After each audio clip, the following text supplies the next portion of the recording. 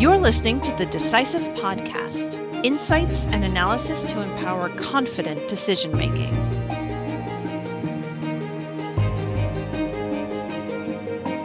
Hello and welcome to the Decisive. I'm your host, Kristen Hallam. More than 90% of global trade moves by sea, making the maritime sector one of the essential engines of the world economy. But behind the ships that carry commodities, manufactured goods, energy products, and food around the globe, there is a more difficult question. Who actually owns and controls these vessels? That question is becoming increasingly urgent. As vessel tracking, port controls, and compliance screening have advanced, beneficial ownership remains one of the hardest parts of maritime risk to see clearly.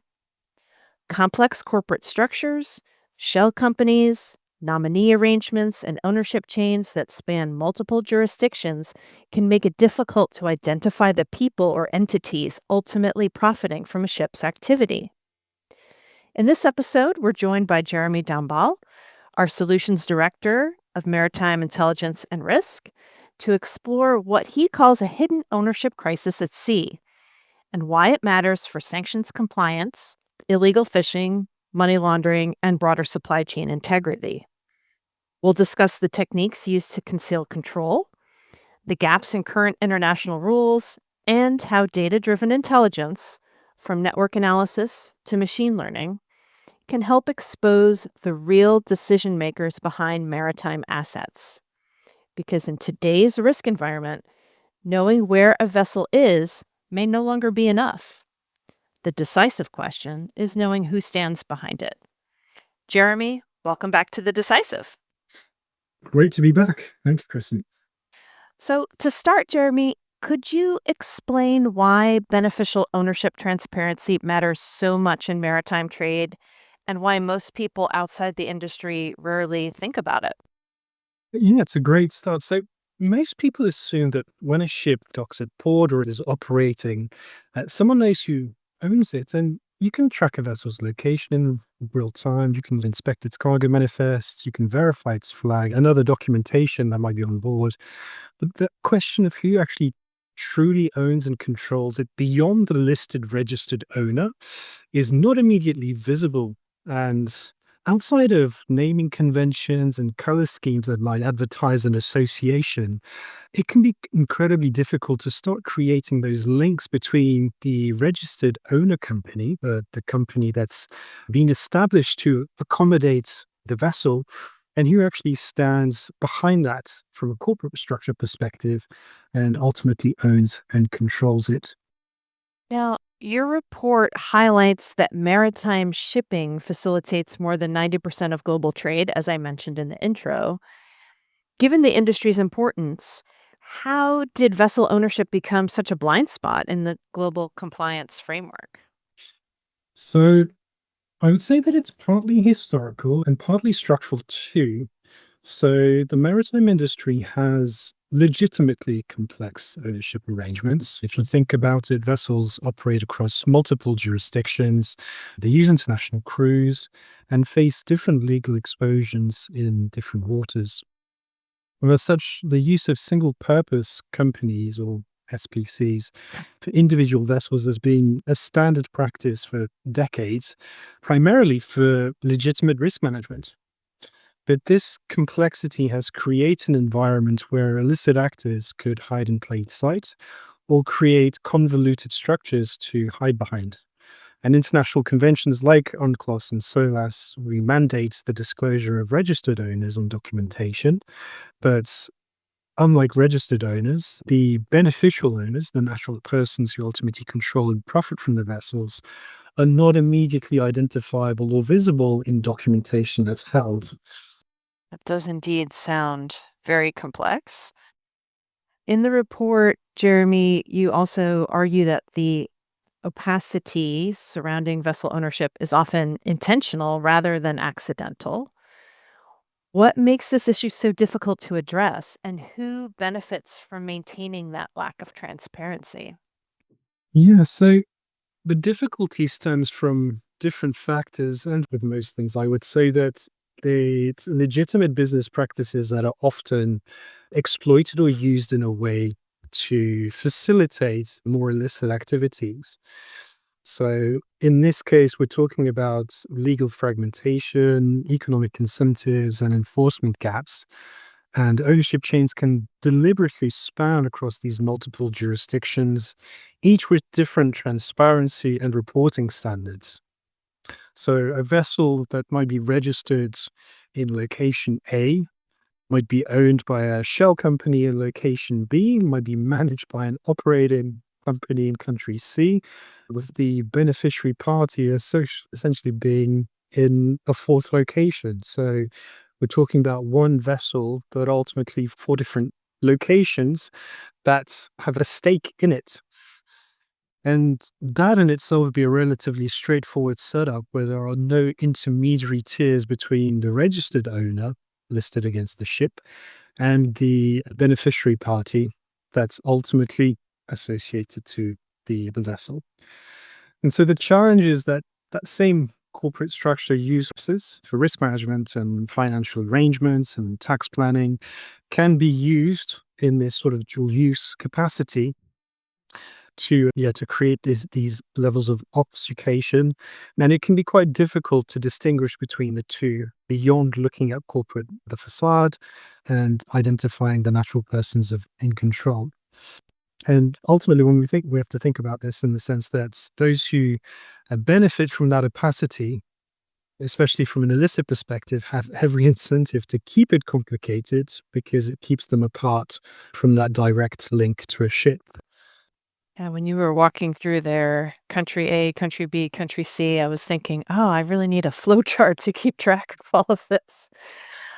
You also identified in the report the four primary concealment techniques, which again, I mentioned some of these in the intro: shell companies, rapid ownership transfers, nominee directors, and complex multi-jurisdictional structures, which we've been discussing.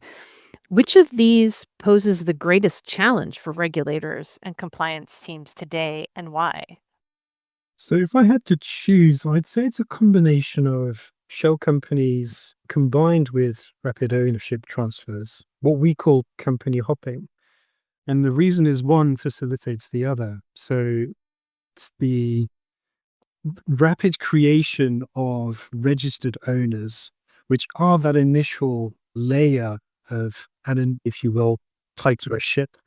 That's the first part, but it's that rapid transfer which makes that anonymity dynamic and challenging to track, as well as establishing associate corporate structures. So you can't really have one without the other. And that's why I put these two together. And that in itself poses quite a challenge. We've seen unprecedented volumes of newly founded entities serving as registered owners out of specific jurisdictions in recent years. And a vessel can be transferred between corporate entities in rapid succession, often moving from one to another overnight based on circumstance. And the challenge for a compliance professional is that by the time you've completed due diligence on one company, the vessel may have already moved on to another. And as such, you need continuous monitoring, network analysis to map the relationships between seemingly unrelated entities and have the ability to track the beneficial ownership through these rapid changes, not just at a single point in time. Sounds pretty labor intensive right there.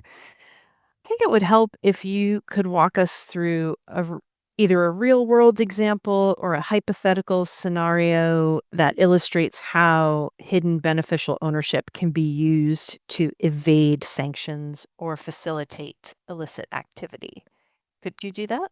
Yeah, and I think I've alluded to one, but we will take an example of a tanker which is registered to Company X, which is incorporated in location A in one location, with a brass plate address, which could be shared by hundreds of other companies, right? Different names, same location, same given location.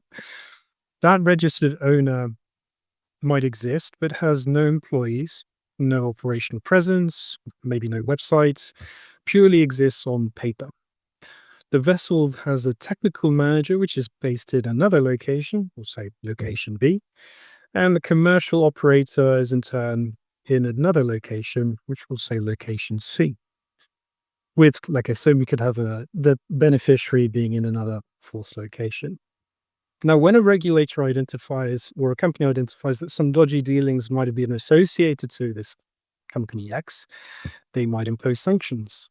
Now, that associated ship doesn't necessarily immediately stop trading because within a couple of days, a newly registered owner company can be set up in another jurisdiction, and that vessel might change its name.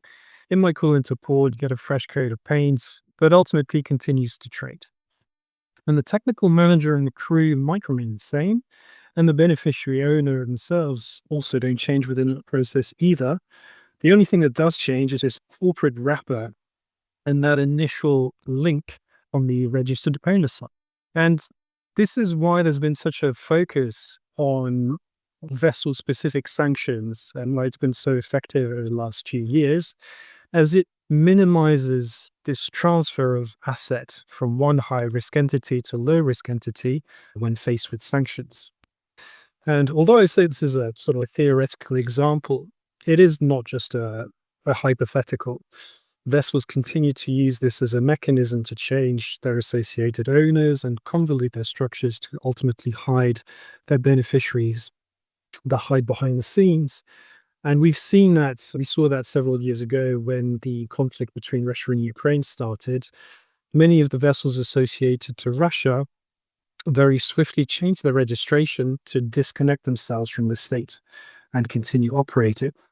Now, international regulations require disclosure of registered owners, but not necessarily beneficial owners. How significant is this regulatory gap, Jeremy, and what risks does it create for governments, businesses, and financial institutions?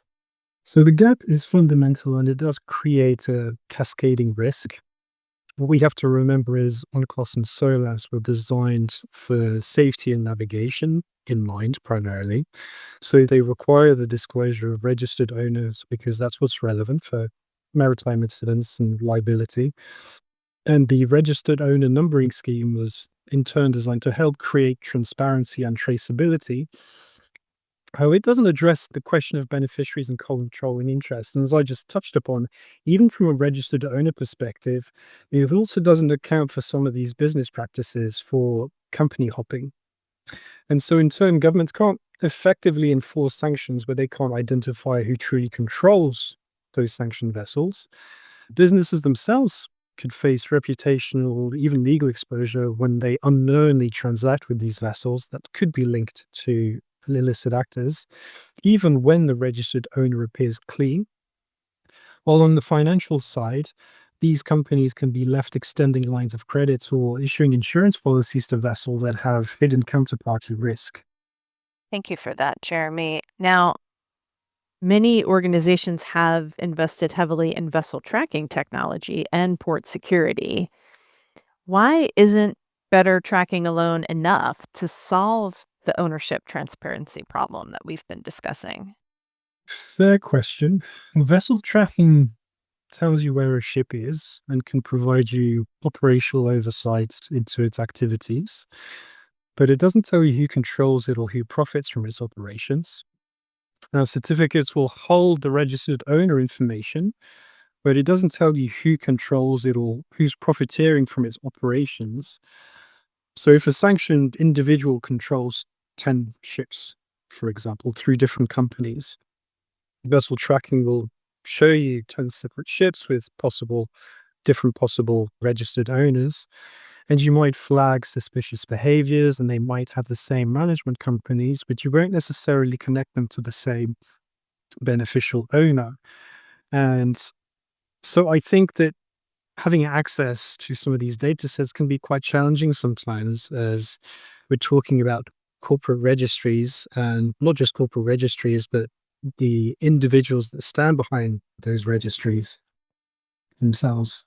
So, what would you say are the business and reputational risks for companies that unknowingly engage with vessels linked to opaque or hidden ownership structures, Jeremy? So the risk can be pretty substantial. First, there's the regulatory exposure side of things, where financial institutions and businesses can face penalties for sanctions violations, so be issued a fine. There's reputational damage to consider. So, if you imagine a major shipping company or a bank who discovered that they'd been facilitating trade for vessels linked to sanctioned entities, that could make headlines and ultimately damage stakeholder trust and could lead to loss of business from counterparties who now see you as possibly high risk. There are also financial risks. So if you've chartered or financed a vessel and it suddenly becomes exposed to sanctions or exposed to parties that were otherwise unknown and considered high risk, you may be unable to complete the voyage, recover your investment, or even enforce some of those contracts. And we have been seeing increased vessel abandonments over recent years linked to shell companies that just simply dissolve after an incident, leaving no accountable party in some cases. And the last aspect too is the operational disruption to supply chains. So vessels with opaque ownership could face increased scrutiny in ports, and that could in turn cause delays in terms of clearance, especially if these vessels are being detained due to subpar practices and standards. And that in turn creates friction that affects everyone in the transaction chain while also incurring costs too. Jeremy, you've painted a pretty clear picture of the present state of things, or at least as clear a picture as we can have of something that's opaque.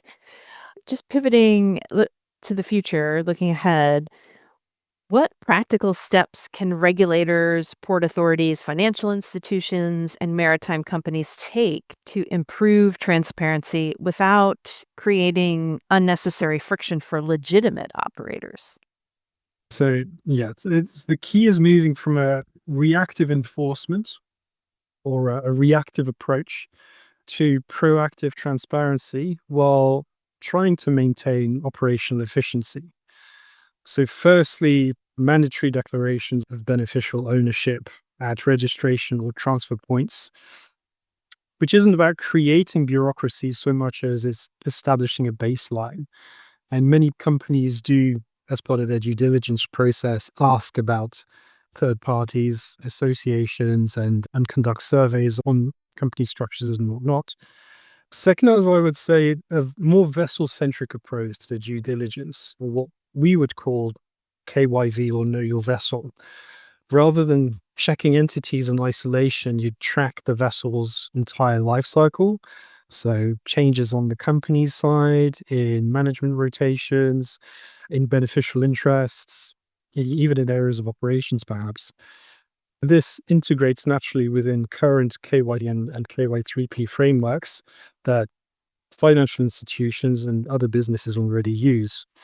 I would say also maybe financial guarantees tied to verified beneficial owners, which would ensure a level of accountability beyond the registered owners themselves for when vessels are abandoned or there's someone identifiable who's ultimately remains responsible when something goes wrong.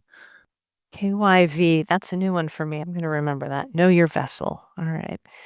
So, Jeremy, if listeners take away one message from your Maritime State of Play report, what would you want them to remember about the connection between ownership transparency, compliance, and the future of global trade?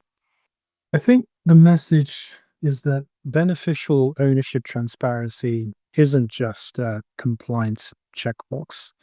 It's a fundamental and foundational aspect to maritime safety and security, and in this context, also to legal compliance. It's important now more than before to have robust systems and checks in place which account for these phenomena. As I said, a greater focus on KYV, on Know Your Vessel, and to ultimately practice vigilance and diligence, which sits at the forefront of risk mitigation, not just in shipping, but generally.